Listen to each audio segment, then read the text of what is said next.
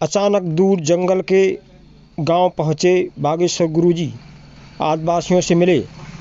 मित्रों राम राम, आप देख रहे हैं खबर चंद्रनगर। बागेश्वर धाम पीठाधीश्वर इस समय बाहर के सभी कार्यक्रम नष्ट कर चुके हैं। वे अपने छतरपुर जिले पर ध्यान दे रहे हैं। बागेश्वर धाम में उनकी कथा चल रही है। अपने बहुत ही व्यस्ततम कार्यक्रमों के बीच वे समाज सुधार और सनातन के लिए कड़ी मेहनत करते हुए कुछ समय निकाल ही लेते हैं। छतरपुर जिला के जंगल के नज़दीक गांव अचानक महाराज श्री पहुँच गए।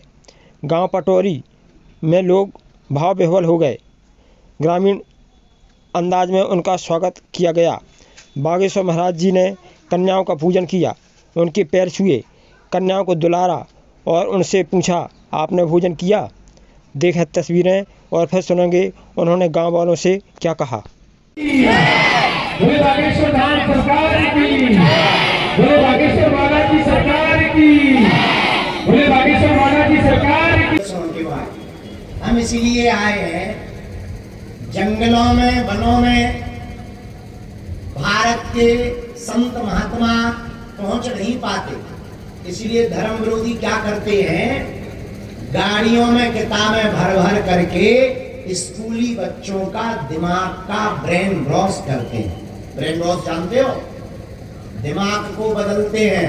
वो तुम्हारे पास आएंगे, किताब दिखाएंगे, वो कहेंगे देखो हली उल्लाह करो, चमत्कार हो जाएगा। हाँ, ऐसी बातें बोलेंगे। वो कहेंगे कि तुम रविवार को प्रार्थना करो, भूत भग जाएगा।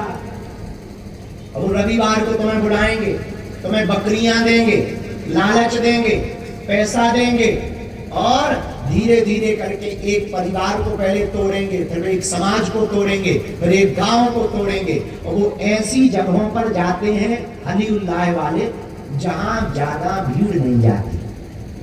हमने सोचा इनकी दुकान हम बंद करवाएंगे, ठठरी बारेंगे। कैसे बारेंगे? तो एक दिन हमने अपने गुरुजी से, बड़े बड़े सन्यासी बाबा से पूछा कि कैसे संभव होगा कि भारत में हिंदू सनातन धर्म बचा रहे। तो हमारे गुरुजी ने कहा, बेटा हिंदू हिंदू कहने से हिंदू नहीं बचेगा, जंगलों में रहने वाले लोगों को घरों पर जाकर उनको हिंदू एकता का संकल्प दिलाना पड़ेगा, तभी हिंदू बचेगा। इसीलिए भारत के जितने बड़े बड़े प्रसिद्ध लोग हैं, भारत के जितने बड़े बड़े महात्मा हैं, साधु हैं, हमने उनके घर घर आश्रमों में जाकर प्रार्थना की है कि आप साल भर में एक बार एक कथा वन में रहने वाले आदिवासियों के बीच में करो, ताकि हली उल्लाह वालों की दुकानें बंद हो जाए, तभी इनकी ठठरी और गठरी बनेगी। अच्छा, तीसरा कारण सुनो, हम क्यों आए? पूछो। चाय पीने? नहीं, ये तो मजाक की बात थी, असली बात सुनो क्यों आए। तीसरा कारण, हमने जब शुक्ला जी के मुंह से पटोरी गांव की महिमा सुनी कि धन्य है ये गांव, एक भी FIR नहीं है थाने में। अभी जब मंच में स्वागत समारोह चल रहा हो तो 20 किलो के ऊपर की माला चढ़ रही थी, तो हमें अकेले तो दब जाने। अपन तो बुंदेलखंडी आदमी होशियार है, अपन तो अंग्रेजन हाँ भी पगला बना देते।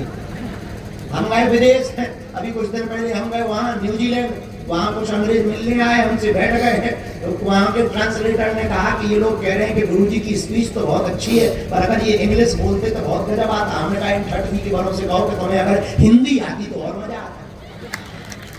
ये टेंशन तुम्हारी है कि तुम्हें हमारे प्रवचन सुनना है, हमारी बड़ी टेंशन है।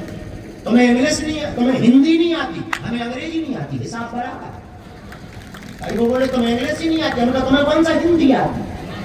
ठठरी के बारे में अगर तो हमें दबाओ तो दबा ही नहीं सकते हो, अपन बुंदेलखंडी गुरु है।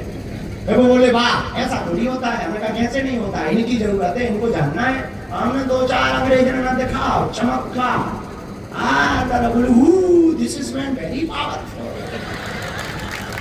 हमने कहा ठठरी के वाले राउंड में फंसा ही ना चाहिए, नहीं तो छीलेंगे दबा के।